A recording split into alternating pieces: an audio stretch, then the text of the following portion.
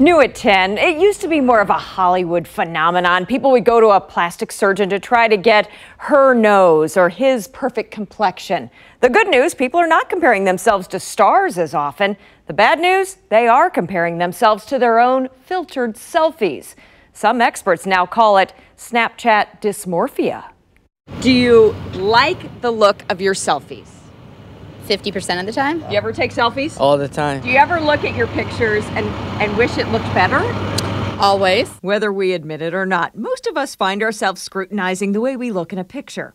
But hey, you add those Snapchat or Insta filters and voila, instantly my skin is perfect, eyes are bigger, and my nose is smaller. People are starting to kind of change how they perceive themselves based on all these altered images. It's not reality. Dr. David Creed is the director of facial plastic surgery at the University of Kansas Hospital. So I would believe you saying this about it's happening in Hollywood or it's happening in LA, but it's really happening here? Now it's everywhere. I mean, I see it every week. He sees it in two forms. The first is the patient who brings the filtered selfies to show him what they hope to achieve, often through fillers, Botox, or even rhinoplasty. I think there is this distorted perception of what reality is now. I always put a filter on it, so. Why do you put a filter on it?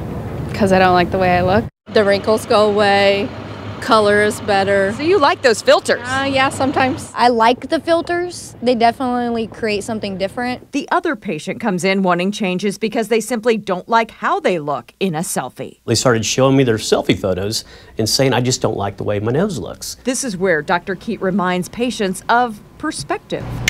People don't see themselves in the mirror anymore, or just the traditional photograph. They see themselves on a photo that was taken 12 inches away. So that totally distorts your facial features. So is this something to worry about? Is this like a dysmorphia? We have to spend a lot of time really unpacking that to make sure that it's not an unrealistic either expectation or an unrealistic perception of what they are and what we can accomplish. The Journal of the American Medical Association has even identified it as an official disorder, Snapchat dysmorphia, a persistent and intrusive preoccupation with an imagined or slight defect in one's appearance. So we asked around. I have a question to ask you girls. Would you see a doctor to fix the way you look on this small screen? Botox all day. You would? Absolutely. I would never go to a plastic surgeon, but I mean, I understand why people consider it. I think if you want to get plastic surgery because you want to do it to make yourself feel better, you should, but I don't think your selfie, like your social media feed, should dictate what you do to yourself.